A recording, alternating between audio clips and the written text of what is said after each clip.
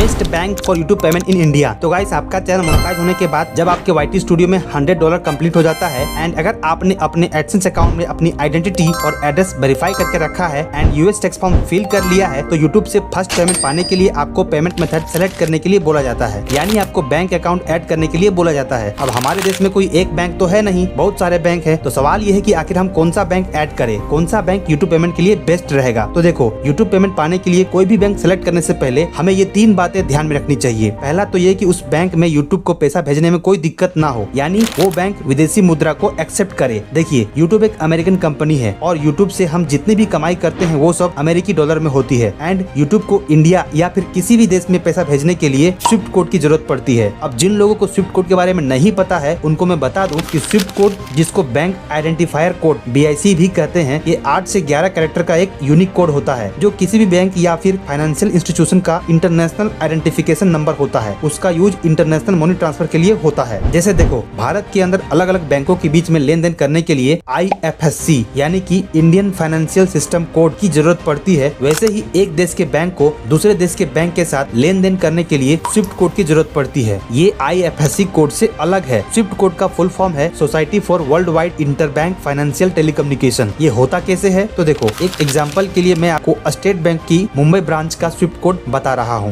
SBININBB104। ये सिर्फ एक एग्जांपल है, इसको आप यूज नहीं करना। तो भाई, जिस बैंक के पास स्विफ्ट कोड अवेलेबल है उस बैंक में यूट्यूब को पेमेंट भेजने में कोई दिक्कत नहीं होगी। अब उस बैंक का स्विफ्ट कोड मिलेगा कैसे तो देखिए, इसके लिए आपका अकाउंट जिस भी बैंक में है उस बैंक में जाइए, उसके मैनेजर से बात कीजिए कि मेरा एक यूट्यूब चैनल है और मुझे एडसेंस से पेमेंट आने वाली है जो कि डॉलर में होगी, इसके लिए मुझे स्विफ्ट कोड चाहिए। जरूरत पड़ी तो अपने एडसेंस अकाउंट की अर्निंग्स भी दिखा सकते हैं। बैंक मैनेजर आपकी हेल्प करेगा। ऑनलाइन इधर उधर मत सर्च करना क्योंकि इसमें गड़बड़ी हो सकती है और आपका पेमेंट फंस सकता है, फिर बाद में बैंक मैनेजर के पास जाना पड़ेगा। इसलिए पहले ही चले जाइए, बेटर रहेगा। यूट्यूब पेमेंट के लिए बैंक को सिलेक्ट करते समय दूसरी चीज जो देखनी चाहिए वो ये कि उस बैंक में फॉरेक्स फीस कितनी लगती है। अब फॉरेक्स फीस क्या है भाई तो देखो, एक करेंसी को दूसरी करेंसी में कन्वर्ट करने के लिए जो चार्जेस पे करने पड़ते हैं उसको फॉरेक्स फीस कहते हैं। यूट्यूब से पेमेंट तो हमें डॉलर के रूप में मिलती है, लेकिन हमें उसको इंडिया में खर्च करने के लिए INR इंडियन रुपीस में चाहिए। तो डॉलर को इंडियन रुपीस में कन्वर्ट करने के लिए बैंक हमसे फॉरेक्स फीस लेती है। जैसे मान के चलो, कोई बैंक $1 पर $2 फॉरेक्स फीस लेती है एंड अभी अगर $1 की वैल्यू इंडियन रुपीस में 88 रुपीस है तो $100 का होता है 8,800 रुपया एंड उस पर फॉरेक्स फीस कितना बनता है तो 100 × 2 = 200 रुपया, यानी आपको बैंक को 200 रुपया फॉरेक्स फीस के रूप में देना होगा एंड आपके अकाउंट में कितना क्रेडिट होगा तो 8,800 -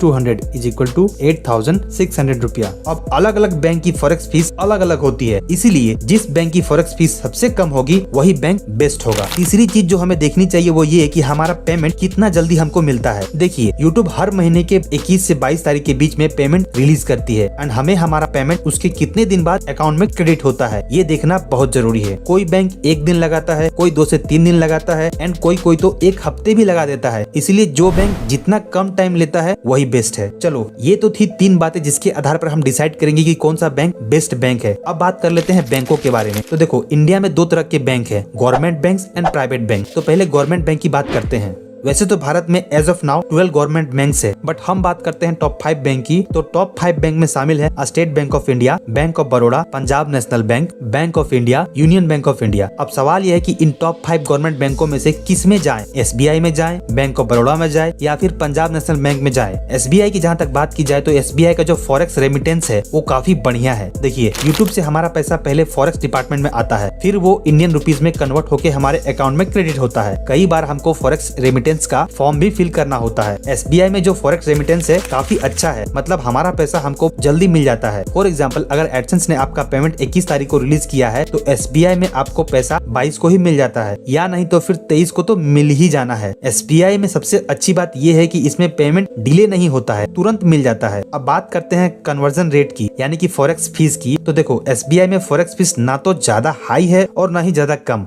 एवरेज है, यानी आपको डॉलर से INR में कन्वर्ट करने के लिए जो चार्जेस लगता है वो एकदम कन्वीनियंट है क्योंकि इसका फॉरेक्स रेमिटेंस काफी अच्छा है। अब बैंक ऑफ बड़ौदा की बात करें तो बैंक ऑफ बड़ौदा भी अच्छा है, इसमें आपको पेमेंट आने में थोड़ा टाइम लग सकता है, ज्यादा डिले नहीं होता है। बट अगर SBI में 22 से 23 को पेमेंट आता है तो बैंक ऑफ बड़ौदा में 24 से 26 तक आ सकता है। फॉरेक्स फीस की अगर बात की जाए तो इसमें SBI से थोड़ा सा महंगा पड़ेगा, ज्यादा नहीं लेकिन थोड़ा सा महंगा है। जैसे अगर SBI में $1 पर 1 रुपया लगता है तो बैंक ऑफ बड़ौदा में $1 पर 1 रुपया 15 पैसा लग सकता है। ये एग्जैक्ट फिगर नहीं है पर मान के चलो इतना ही होगा। एंड अगर पंजाब नेशनल बैंक की बात करें तो इसमें आपका पैसा लेट मिलता है। इसमें आपको कभी कभी 1 हफ्ता से लेकर के 15 दिन तक भी लग सकता है। किसी किसी के साथ तो ऐसा भी हुआ है कि 1 महीने का पैसा आ गया, दूसरे महीने का पैसा आ गया, तीसरे महीने का पैसा भी आ गया और चौथे महीने का पैसा अटक गया। लेकिन PNB में फॉरेक्स फीस काफी कम लगता है। बाकी बैंक ऑफ इंडिया और यूनियन बैंक ऑफ इंडिया का भी हाल कुछ इस तरह का ही है, इसलिए फर्स्ट चॉइस SBI रखो। अगर SBI पॉसिबल नहीं है तो आप बाकी चारों में से किसी एक में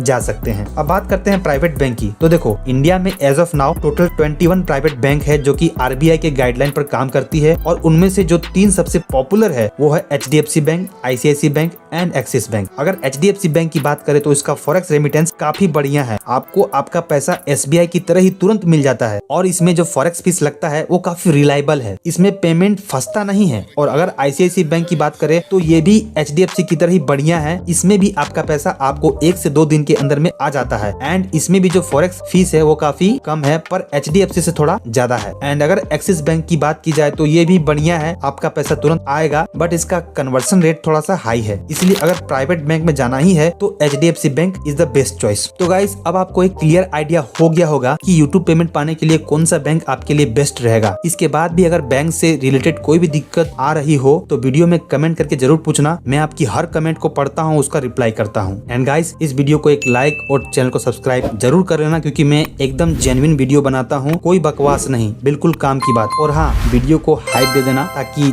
ज्यादा से ज्यादा ऑडियंस तक पहुंच सके। मिलते हैं अगले वीडियो में, तब तक आप इस वीडियो को चेकआउट कर सकते हो। इस वीडियो में मैंने एडसेंस अकाउंट से जुड़ी A to Z इन्फॉर्मेशन दी है, आपके सारे डाउट्स क्लियर हो जाएंगे। ठीक है, अपना ख्याल रखना, tata bye bye, see you soon.